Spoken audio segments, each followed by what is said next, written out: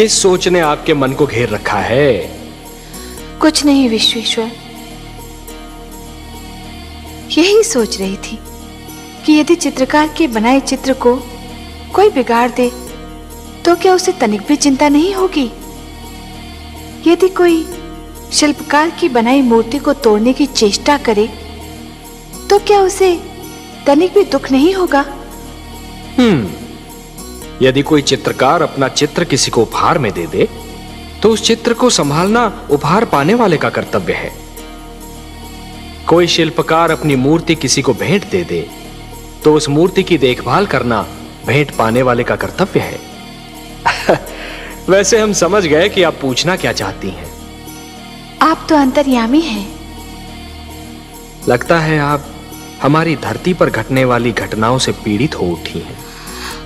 हाँ पद्मनाभ, मैं बहुत दुखी हूं। क्यों हो रहा है ये सब? क्यों मचा है ये हाहाकार? प्रेम बनाया था तो घृणा क्यों बनाई?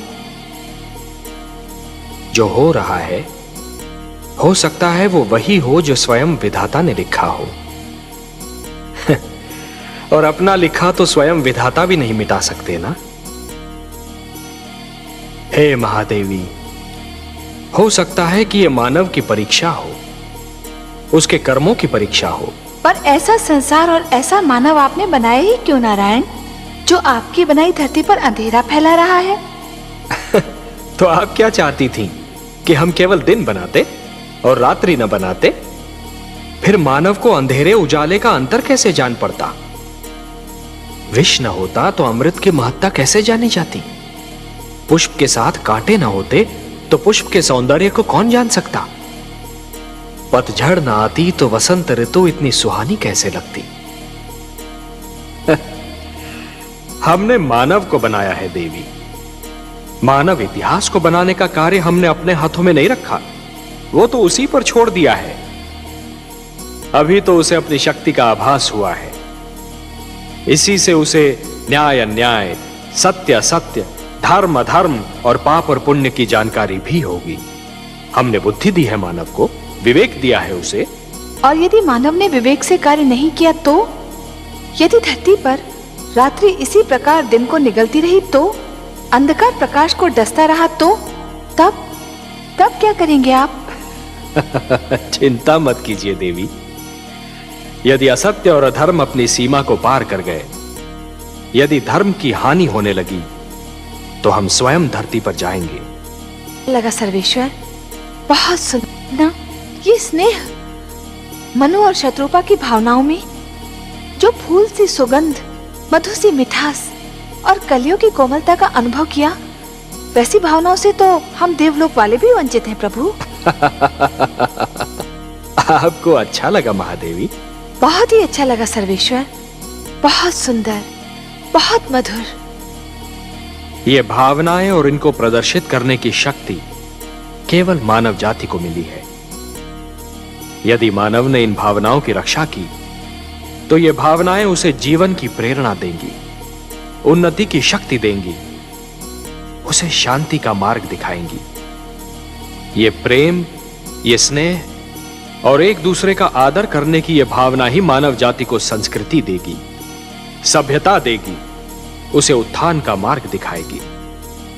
और यदि मानव ने इन भावनाओं को त्याग दिया तो वो पशु और पिशाच के स्तर से भी नीचे जा गिरेगा। मेरी तो प्रार्थना है कि ऐसा दिन कभी ना आए प्रभु। ये सुंदर संसार यूं ही बसा रहे, प्रेम की ये शीतल धूप यूं ही बिखरी रहे, जीवन यूं ही मुस्कुराता रहे।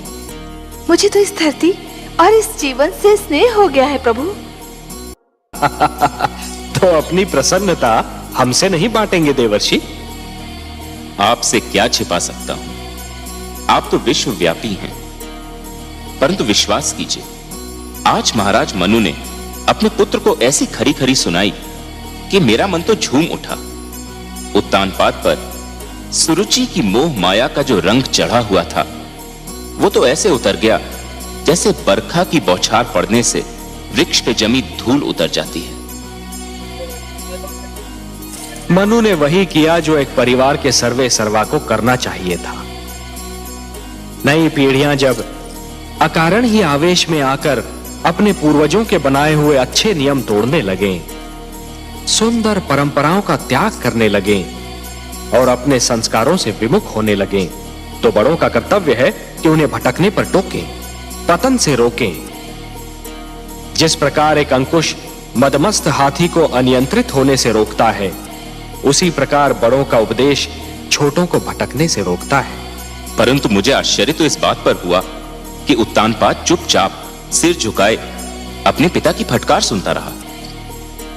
इसमें आश्चर्य की कोई बात नहीं है देवर्षि। जिस प्रकार देर तक सोने वाले को सूर्य की तीव्र किरणें जागने के लिए विवश करती हैं, उसी प्रकार मनु के कटु वचन ने उत्तानपाद को झिंझोड़ना चाहा था। और पुत्र को भी पिता का इसी प्रकार आदर करना चाहिए, क्योंकि पिता ने पुत्र से अधिक जीवन जिया होता है। पिता के अनुभव पुत्र के अनुभवों की तुलना में कहीं अधिक विशाल, अधिक व्यापक और समय की कसौटी पर अधिक खरे उतरे हुए होते हैं। देवर्षि, नवीन पीढ़ियों को भी यह जान लेना चाहिए कि जीवन मार्ग पर उनके पहले के यात्रियों, उनके पूर्वजों के पदचिन्ह उन दीपकों के समान हैं जो उन्हें सही राह दिखाते हैं। मनु ने उत्तानपाद को उचित मार्ग दिखाया। उचित मार्ग? आपकी लीला भी विचित्र है मायापति। आपने ध्रुव को अपनी ही खोज में भेज दिया और उधर महाराज उत्तानपाद ध्रुव की खोज के लिए निकल रहे हैं। और इस बात को आपसे अच्छा और कौन जान सकता है कि ध्रुव का आप तक और उत्तानपाद का ध्रुव तक पहुंचना कितना कठिन है। कठिनाइयां ना हो तो मानव जाति में चुनौतियां स्वीकार करने की क्षमता ही समाप्त हो जाए। हर पग पर सरलता मिली तो मानव जीवन बहुत कठिन हो जाएगा देवर्षि। जूझने दीजिए उन दोनों को अपने संघर्षों से। उन्हें पता तो चले कि जीवन की कठिनाइयों से हर व्यक्ति को स्वयं ही उलझना पड़ता है और स्वयं ही उनके समाधान ढूंढने पड़ते हैं। वह तो ठीक है प्रभु, मुझे महाराज उत्तानपाद की चिंता नहीं। वो तो ध्रुव की खोज में निकले हैं। ध्रुव किन मार्गों पर जा सकता है, किन क्षेत्रों में जा सकता है, इसका ज्ञान है उनको। उन्हें किसी मार्गदर्शक की आवश्यकता नहीं है। मुझे चिंता ध्रुव की है प्रभु। वो तो आपकी खोज में निकला है। उसे तो अपने नगर के मार्गों का ज्ञान नहीं है, तो फिर क्षीरसागर के मार्ग का क्या ज्ञान होगा प्रभु? प्रश्न यह उठता है कि ध्रुव का मार्गदर्शन कौन करेगा? आप करेंगे देवर्षि। ध्रुव का मार्गदर्शन आप करेंगे। मैं? हाँ, आप।